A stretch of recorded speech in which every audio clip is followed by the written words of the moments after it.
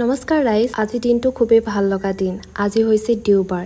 এই দিনটোত উঠাও দেৰি, পিছে আলহী অহাও দিন, হয়নে বাৰু? আজি আমাৰ ঘৰলৈ সৰু বাহঁত আহিব। বা লগত ভিনদেউ, বৰ্তা, বমা তেওঁলোকো আহিব। সেয়ে তেওঁলোক অহাৰ আগতে উঠি সকলো চফা কৰি লৈছো। নিজৰ ৰুম, টেবুল আৰু চাৰিওফালে যিমান বস্তু আছে সকলো চফা কৰি লৈছো। পিছে কিনো হ'ব, দুবাৰকৈ ৰুমটো চফা কৰাৰ পাছতো আকৌ ধূলিয়ে পোত খায়, কাৰণ ঘৰত মিস্ত্ৰীৰ কাম লাগি আছে। উপায় নাই আৰু। বাৰু, তাৰ পিছত গছ কেইজোপাও চফা কৰি পানী দি ললো। তাৰ পিছত গাটো ধুই লৈছো, লগতে কাপোৰ কেইটামানো ধুব আছে, সেইকেইটাও ধুই ললো। অলপকৈ ভোক লাগি আছে, কিন্তু ভাত নাখাওঁ, সেইকাৰণে পিঠা কেইটামানে বনাই ললো। দেউতাই ছাগলী মাংস আনিছিল, তাকে বনাই আছো। মই অলপ কম মছলাই দিওঁ, কিন্তু আজিতো ছাগলী মাংস বনাইছো, সেয়ে অকমান গোন্ধটোৰ বাবে মছলা অলপ দি লৈছো। অলপ দেৰি কেৰাহীতে ভাজি লৈ শেষত কুকাৰত হুইছেল দুটামান দি দিম। মাংস, দাইল, চাটনি, মাছ এইবোৰ চব বনাই ৰেডি কৰি ৰাখিলো। আৰু গৰমো যিহে পৰিছে, মই ভাবিলো অলপ ৰেডিমেড নেমু পানী পেকেট এটা আছিল, তাকে বনাই লওঁ। তাৰ পিছত ভাবিলো মিস্ত্ৰী কেইজনকো দিওঁ, তেওঁলোক ইমান গৰমত কাম কৰি আছে। ইটো সিটোৰ ভিতৰত কাম কৰি থাকোতে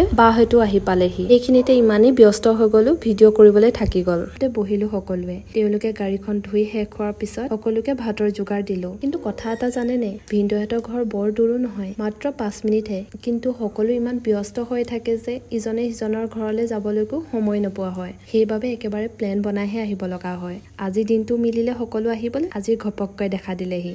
বাৰু, তেওঁলোকো এতিয়া যাবলৈ ওলাইছে, মোৰো কাম বাকী আছে এতিয়া। তাকে বোলো ভিডিঅ'টো ইয়াতে এণ্ড কৰিছো। আপোনালোকৰ দিনটো কেনেকুৱা গ'ল কমেণ্ট কৰিবলৈ নাপাহৰিব। আৰু যদি ভিডিঅ'টো ভাল পালে লাইক, ছাবস্ক্ৰাইব কৰি দিব। বাই গাইজ।